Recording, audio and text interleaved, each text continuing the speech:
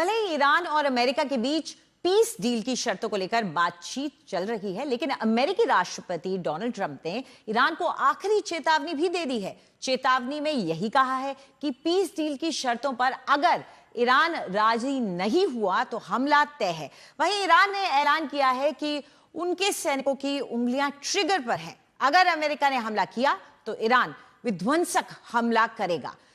मतलब यही है कि अमेरिका और ईरान आमने सामने हैं और किसी भी वक्त युद्ध शुरू हो सकता है।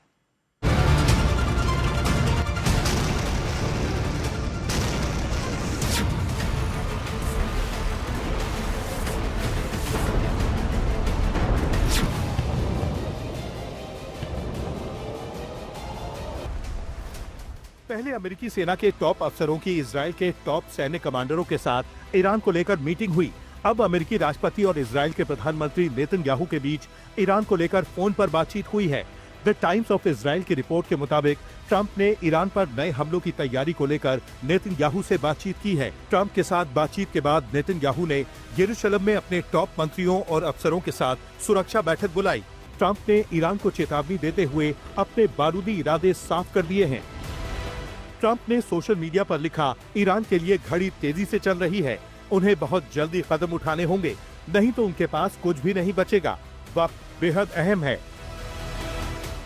ट्रंप की इस चेतावनी को ईरान पर हमले की तैयारी से जोड़कर देखा जा रहा है, क्योंकि ट्रंप की धमकी से पहले अमेरिकी वायुसेना ने ईरान के बॉर्डर पर पेट्रोलिंग शुरू कर दी है। डिफेंस एक्सपर्ट इसे हमले से पहले का रिहर्सल मान रहे हैं, तो ईरान उकसावे वाली कार्रवाई।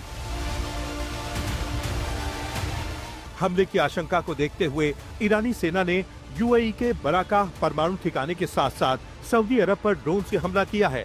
यूएई की तरफ से जारी बयान में कहा गया है कि हमले में परमाणु सेंटर की बाउंड्री के करीब एक जनरेटर को निशाना बनाया गया। हालांकि इस हमले में कोई जख्मी नहीं हुआ और न ही कोई रेडियोधर्मी रिसाव हुआ। यूएई के एटमी सेंटर पर हुए हमले की निंदा मिडिल ईस्ट के सभी मुल्कों ने की है, लेकिन ये हमले ईरान की तरफ से अमेरिका को सीधी चेतावनी है। अगर फिर युद्ध शुरू हुआ तो मिडिल ईस्ट के मुल्क ईरान की हिट लिस्ट पर होंगे। अगर युद्ध छिड़ता है तो उसकी सशस्त्र सेनाएं दुश्मन के लिए नए आश्चर्य लेकर आएंगी। ईरान अपने विरोधियों को जवाब देना बखूबी जानता है।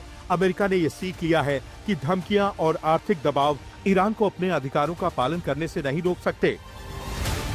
दरअसल ईरान ने यूएई के खिलाफ भी मोर्चा खोल रखा है। ईरान का आरोप है कि युद्ध के दौरान यूएई ने अमेरिका और इजराइल के हमलों में सक्रिय भूमिका निभाई थी। यहाँ तक कि यूएई ने ईरान के ठिकानों पर हमले किए थे। ऐसे में यूएई के परमाणु ठिकाने पर हमले के बाद अमेरिका और ईरान के बीच तनाव बहुत ज्यादा है। यूएई ने भी ईरान पर पलटवार के संकेत दिए हैं। मतलब यही है कि महायुद्ध का सायरन बजने लगा है। अमेरिकी सांसद लिंडसे ग्राहम का दावा है कि अब की बार ईरान के तेल ठिकानों पर हमले तय हैं, यानी खाड़ द्वीप पर हमले का आदेश ट्रंप दे सकते हैं।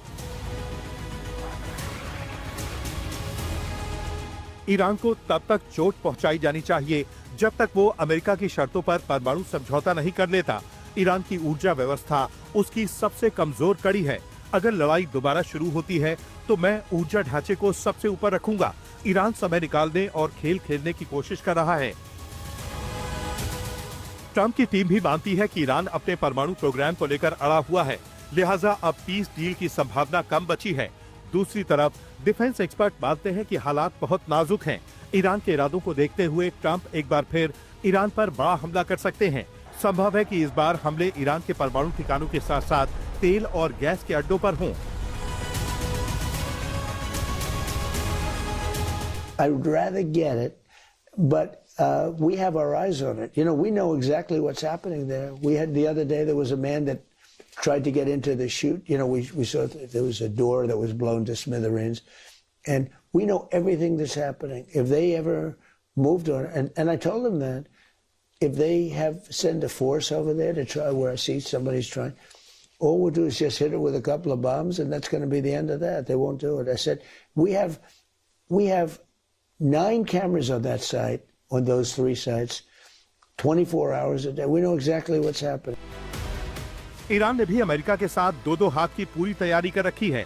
ईरानी सुप्रीम लीडर के सलाहकार मोहसिन रेजाई ने अमेरिका को चेतावनी दी है कि अगर ईरानी बंदरगाहों की नाकेबंदी नहीं हटाई गई तो अंजाम बहुत बुरा होगा।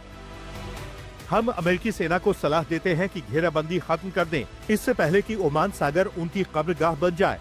जितनी लंबी ये नौसैनिक नाकेबंदी चलेगी, दुनिया के देशों को उतना ज्यादा नुकसान होगा। अब अमेरिका को व्यवहार से साबित करना होगा कि वो भरोसेमंद है। हमारी सेना ट्रिगर पर उंगली रखे बैठी है और साथ ही कूटनीतिक कोशिशें भी जारी हैं। आज तक ब्यूरो।